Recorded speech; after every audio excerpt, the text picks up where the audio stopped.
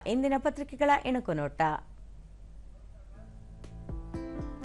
ಶೀಘ್ರವೇ ಭಾರತ ವಿಶ್ವದ 3ನೇ ದೊಡ್ಡ ಆರ್ಥಿಕತೆ. ಅಮೆರಿಕ ಅಧ್ಯಕ್ಷ ಟ್ರಂಪ್ಗೆ ಮೋದಿ ತಿರುಗೇಟು.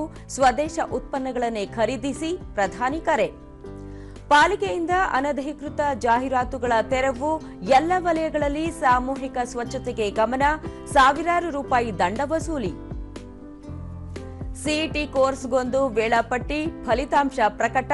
ರಾಜ್ಯದಲ್ಲಿ ಮೊದಲ ಬಾರಿಗೆ ಮಹತ್ವದ ಬದಲಾವಣೆ. ಅರ್ಜುನನ ಹೆಸರು ಚಿರಸ್ಥಾಯಿಯಾಗಿ ಉಳಿಸಲು ಪ್ರಶಸ್ತಿ ಸ್ಥಾಪನೆ. ಮಾವುತರಿಗೆ ಅರ್ಜುನ ಪ್ರಶಸ್ತಿ ಪ್ರದಾನ.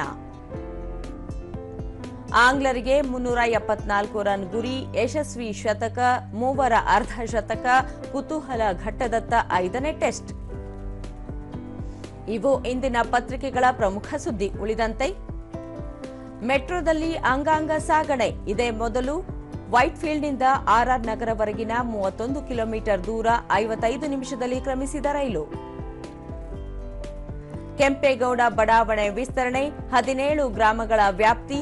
9,000 ಎಕರೆ ಭೂ ಸ್ವಾಧೀನಕ್ಕೆ ಬಿಡಿಎ ನಿರ್ಧಾರ. 2 ನವೋದ್ಯಮಗಳ ವಿರುದ್ಧ ಔಷಧಿ ಪಟ್ಟಿ ತಿದ್ದಿದ ಆರೋಪ. ಭಾರತೀಯ ಪ್ರಧಾನ ಔಷಧಿ ನಿಯಂತ್ರಕ ಸಂಸ್ಥೆಗೆ ದೂರು. ರಾಜ್ಯದ 9 ಜಿಲ್ಲೆಗಳಲ್ಲಿ ವರುಣನ ಅಪಕೃಪೆ. ಬಯಲು ಸೀಮೆಯ ಬಹುತೇಕ ಜಿಲ್ಲೆಗಳಲ್ಲಿ ವಾಡಿಕೆಗಿಂತ ಕಡಿಮೆ ಮಳೆ. ವಿಶ್ವ ಈಜು ಚಾಂಪಿಯನ್ಶಿಪ್. ಆಸ್ಟ್ರೇಲಿಯಾದ ತಾರೆ ಮೆಕ್ ಕೌನ್ಗೆ ಡಬಲ್ ಚಿನ್ನ. ಮೆಕಿಂಟೋಶ್ ಸವಾಲು ಗೆದ್ದ ಕೆಟಿ ಲೆಡಕಿ.